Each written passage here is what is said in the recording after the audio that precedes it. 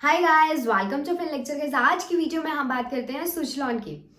सुजलॉन के chairman mister तुलसी तंती, जो कि एक टाइम पर इंडिया के रिन्यूएबल सेक्टर के पोस्टर बॉय माने जाते थे, उनके बारे में एक आर्टिकल में कोट किया गया। There are no poster boys, only dream merchants and most dreams end up in nightmares. लेकिन ऐसा क्या हुआ था सुजलॉन के साथ कि एक globally fifth largest wind energy company के चेयरमैन के बारे में ऐसी बातें होने लगी।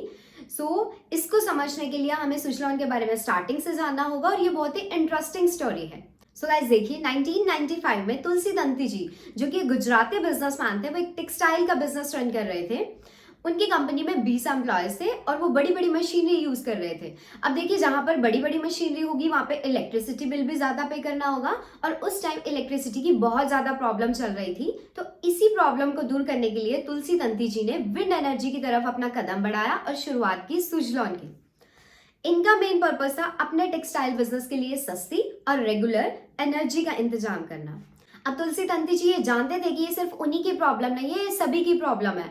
तो उन्होंने सोचा कि ये सारी फैसिलिटीज वो अपने क्लाइंट्स को भी प्रोवाइड करेंगे, जिसके लिए उन्होंने यूनिक बिजनेस मॉडल का यूज किया, जिसमें जो सुजलॉन के क्लाइंट्स होते थे उन्हें टोटल इन्वेस्टमेंट का ओनली 25% देना होता था और बाकी का 75% जो था वो देता था सुजलॉन। इस तरह से कुछ साल उनका बिजनेस चलता रहा, लेकिन 2001 में तुलसी जी को लगा कि उनको अपने सुजलॉन के बिजनेस में ज्यादा फोकस करना चाहिए। तो उन्होंने अपना जो पहले वाला बिजनेस था टेक्सटाइल का, उसे सेल कर दिया और अपना पूरा फोकस सुजलॉन में लगाया। तुलसी जी ने सोच लिया था कि वो सुजलॉन को वर्ल्ड की नंबर 1 रिन्यूएबल एनर्जी कंपनी बनाएंगे और 2003 में उन्हें अपना पहला इंटरनेशनल ऑर्डर मिल गया था, जो कि यूएसए की कंपनी डेनमार्क एंड एसोसिएट से आया था। 24 टरबाइन सप्लाई करने थे।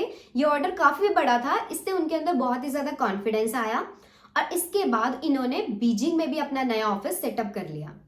ये वो टाइम था जब सुजलॉन बहुत ही ज्यादा तेजी से आगे बढ़ रही थी, लेकिन यही तेजी फ्यूचर में सुजलॉन के लिए बहुत बड़ी मुसीबत खड़ी करने वाली थी। इसके बारे में किसी ने नहीं सोचा था। इसका रीजन था एक्सपेंशन, क्योंकि इस एक्सपेंशन के चक्कर में सुजलॉन ने बिना सोचे समझे बहुत सारी कंपनीज को एक्वायर करना स्टार्ट कर दिया था। अब जैसे 2006 आया, इसमें विंड टरबाइन की गियरबॉक्स बनाने वाली बेल्जियन कंपनी को सुजलॉन ने एक्वायर किया, जिसका नाम था हेंसन ट्रांसमिशन। इसके बाद 2007 में सुजलॉन ने एक और नई कंपनी के मेजॉरिटी स्टेक खरीद लिए, जिसका नाम था जर्मन कंपनी सेनवेन। लेकिन सुजलॉन जो ये एक्सपेंशन कर रही थी, उसके लिए उसके पास इतना पैसा कहां से आ रहा था? वो बैंक से लोन ले रही थी और इसके साथ साथ वो अपनी इक्विटी भी सेल कर रही थी। यही रीजन था सुजलॉन के डाउनफॉल का। इसके बाद आया 2008। ये वही साल था जिसमें सभी स्टॉक मार्केट बहुत तेजी से क्रैश हुए थे। ग्लोबल फाइनेंशियल क्राइसिस की वजह से पूरे वर्ल्ड में रिसेशन आ गया था, जिसकी वजह से सुजलॉन को जो फॉरेन से ऑर्डर्स आते थे वो ऑर्डर आने कैंसिल हो गए। इसके साथ साथ ही नए ऑर्डर्स आने भी बंद हो गए थे।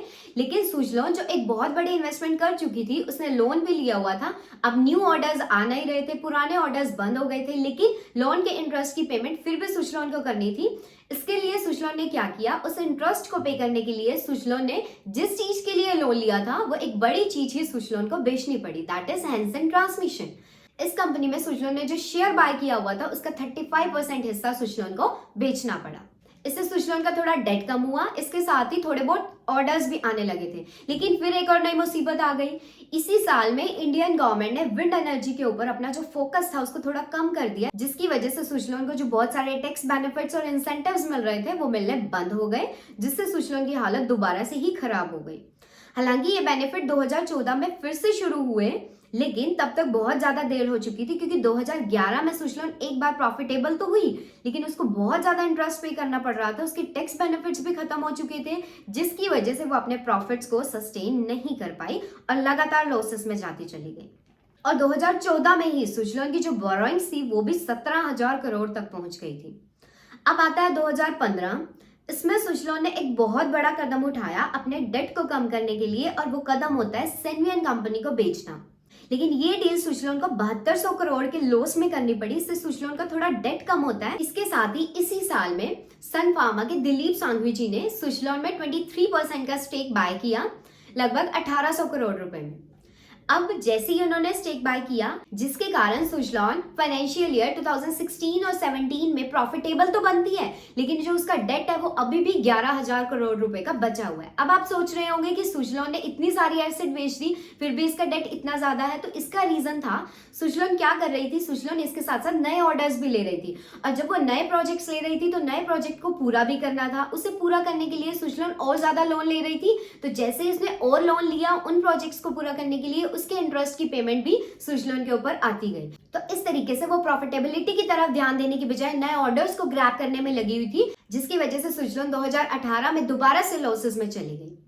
सो गाइज, अगर अभी तक आपको वीडियो पसंद आ रही है तो वीडियो को लाइक और शेयर करना मत भूलिएगा। अब आता है साल 2019। ये वो साल था जिसमें यूनियन बैंक ने सुजलॉन को एनपीए यानी कि नॉन परफॉर्मिंग एसेट्स डिक्लेयर कर दिया, जिसके बाद सुजलॉन के लिए डू और डाई की सिचुएशन आ गई। पर तुलसी जी ने किसी तरह से बैंक के साथ एक डील की, जिसमें एसबीआई के साथ जिन बैंक्स का कंसोर्टियम था, उन्होंने सुजलॉन का लगभग 62% लोन माफ कर दिया, जिसकी वैल्यू लगभग 13,000 करोड़ रुपए थी।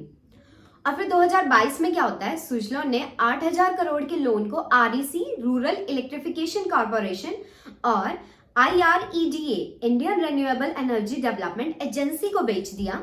मतलब 2022 में सुजलॉन का डेट रीफाइनेंस हो गया। इसके साथ इसी साल ही सुजलॉन एक राइट इशू भी लेकर आए, जिसमें एग्जिस्टिंग शेयर होल्डर्स को एक्स्ट्रा शेयर्स इशू किए जाते हैं। ये भी एक फंड रेज करने का तरीका होता है। तो इससे सुजलॉन ने करीब 1200 करोड़ रुपए फिर से रेज किए, और सरप्राइजिंगली सुजलॉन का जो ये राइट इशू था ये 1.8 टाइम्स ओवर सब्सक्राइब हुआ था। इसका मतलब अभी भी इन्वेस्टर्स को सुजलॉन पर भरोसा था। इसके बाद अक्टूबर 2022 में सुजलॉन के चेयरमैन तुलसी तंती जी की अनफॉर्चुनेटली डेथ हो गई, जिसके बाद उनके भाई विनोद तंती जी को कंपनी का चेयरमैन बनाया गया।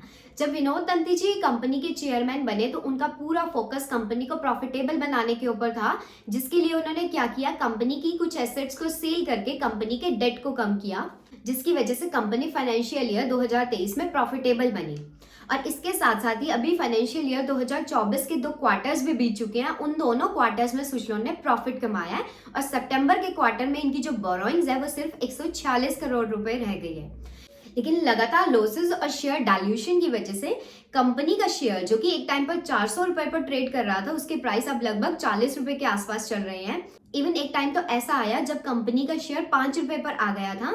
लेकिन इसके बाद सुजलॉन ने विंड एनर्जी से रिलेटेड कुछ बड़े ऑर्डर्स जीते हैं, जिसके बाद पिछले कुछ 6 से 7 महीने में सुजलॉन का शेयर 5 रुपए से 40 रुपए पर आया है। मतलब उसने कई गुना के रिटर्न्स दिए हैं, जिससे इन्वेस्टर सुजलॉन में बहुत ज्यादा इंटरेस्टेड हो चुके हैं। अब यहाँ पर मैं आपको एक चीज क्लियर कर दूं, सुजलॉन का जो ये प्रॉफिट बढ़ा है, उसको जो ये नए ऑर्डर्स मिले हैं, उसका रीजन वही नहीं है। इसका रीजन ये भी है कि सुजलॉन के प्रति इन्वेस्टर्स का भरोसा बढ़ रहा है, जिसकी वजह से वो सुजलॉन में ज्यादा इन्वेस्ट कर रहे हैं। लेकिन यहाँ पर आपके माइंड में एक क्वेश्चन आ रहा होगा कि सुजलॉन का जो प्रॉफिट है वो लगभग उसी लेवल पर है जो एक आधे साल पहले हुआ करता था, या फिर उससे भी काफी कम हो चुका है। तो फिर भी इन्वेस्टर्स इसमें इन्वेस्ट क्यों कर रहे हैं, वो क्यों अपनी मनी को इसमें लगा रहे हैं? तो इसका एक सबसे बड़ा रीजन है कि जो हमारी इंडियन गवर्नमेंट है वो विंड एनर्जी और रिन्यूएबल एनर्जी के ऊपर बहुत ज्यादा फोकस कर रही है। इंडियन गवर्नमेंट ने तो ये भी अनाउंस किया है कि वो फाइनेंशियल ईयर 28 तक हर साल 10 गीगावाट के एनर्जी टेंडर इशू करेंगे, जो कि सुजलॉन के लिए एक बहुत ही पॉजिटिव न्यूज है, क्योंकि इससे बहुत सारे ऑर्डर सुजलॉन को भी मिलेंगे। दूसरा रीजन है क्योंकि सुजलॉन ने इस साल QIP भी लॉन्च किया है, जिसकी वजह से सुजलॉन ने अपने डेट को रिड्यूस करके वो सिर्फ उसे 146 करोड़ रुपए पर लेकर आ गए हैं, जिससे इन्वेस्टर का भरोसा सुजलॉन में बहुत ज्यादा बढ़ा है। तो गाइस, अगर आप भी सुजलॉन में इन्वेस्ट करने का सोच रहे हैं तो सुजलॉन में इन्वेस्ट करने से पहले कुछ चीजें हैं वो मैं आपको बता देती हूँ, उनका ध्यान आप जरूर रखिएगा। तो नंबर 1 पर आता है प्रॉफिटेबिलिटी। आपको हर क्वार्टर में सुजलॉन के प्रॉफिटेबिलिटी पर ध्यान रखना होगा, क्योंकि अगर किसी क्वार्टर में सुजलॉन को लॉस हो जाता है तो वहां पर प्राइसेस गिर भी सकते हैं। सेकेंड नंबर पर आता है, जो कि सबसे बड़ा रीजन रहा है सुजलॉन के डाउनफॉल का, वो है उसका डेट। तो आपको ध्यान रखना होगा कि किसी क्वार्टर में या किसी भी ईयर में सुजलॉन की जो डेट है वो अचानक से बढ़ने ना लग जाए। नंबर 3 पर आता है प्रमोटर्स की होल्डिंग। इसके अलावा आपको प्रमोटर्स की होल्डिंग में भी ध्यान रखना होगा। अगर उसमें कोई भी चेंज आता है तो वहां पर आपको फोकस रखना होगा कि आप सुजलॉन में इन्वेस्ट करेंगे या फिर नहीं करेंगे। नंबर 4 पर आता है सुजलॉन की वैल्यूएशन। तो गाइस देखिए, अभी इसके शेयर 40 रुपए पर चल रहे हैं, लेकिन इसकी जो मार्केट कैपिटलाइजेशन है वो 50,000 करोड़ से भी ज्यादा है। तो शेयर का प्राइस देखकर आप इसे सस्ता मत समझिए, ये कोई छोटी मोटी कंपनी नहीं है। स्विट्जरलैंड एक बहुत ही ज्यादा अच्छी कंपनी है जिसकी वैल्यूएशन भी 50,000 करोड़ से ज्यादा है। इसके साथ साथ ही आपको इसकी पी रेशियो के ऊपर भी ध्यान देना होगा, that is profit earning ratio. इसकी प्रॉफिट अर्निंग रेशियो भी 100 रुपीज से ज्यादा है, जो कि बहुत ज्यादा अच्छी मानी जाती है। तो यहाँ पर आपने स्विट्जरलैंड की वैल्यूएशन पर भी ध्यान रखना है और इसके साथ ध्यान रखना है कि उसकी जो होल्डिंग्स हैं वो ज्यादा डाइल्यूट ना हो। अगर ऐसा होता है तो उसके पीछे का रीजन पता करना, उसके बाद ही इन्वेस्टमेंट करने का प्लान करना। इसके साथ ही स्विट्जरलैंड के लिए अब जो सबसे ज्यादा इंपॉर्टेंट है वो है नेक्स्ट ईयर के इलेक्शंस, क्योंकि स्विट्जरलैंड को जो अभी बड़े प्रोजेक्ट्स मिल रहे हैं वो करंट गवर्नमेंट के प्लान्स हैं। अगर फ्यूचर में यही गवर्नमेंट रहती है तो ये स्विट्जरलैंड के लिए बहुत ज्यादा अच्छा है। अगर इन केस गवर्नमेंट चेंज हो जाती है तो वहां पर स्विट्जरलैंड के ऊपर आफत आ सकती है, तो आप देखकर ही स्विट्जरलैंड में इन्वेस्ट करने का प्लान कीजिए। इसके साथ ही स्विट्जरलैंड ने 6 से 7 गीगावाइट्स की कैपेसिटी को ऐड करने का प्लान किया है 2025 तक।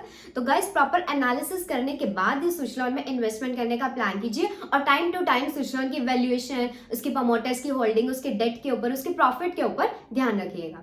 तो अगर गाइस आपको ये वीडियो पसंद आई है तो वीडियो को लाइक और चैनल को सब्सक्राइब करना मत भूलिएगा। Thank you so much.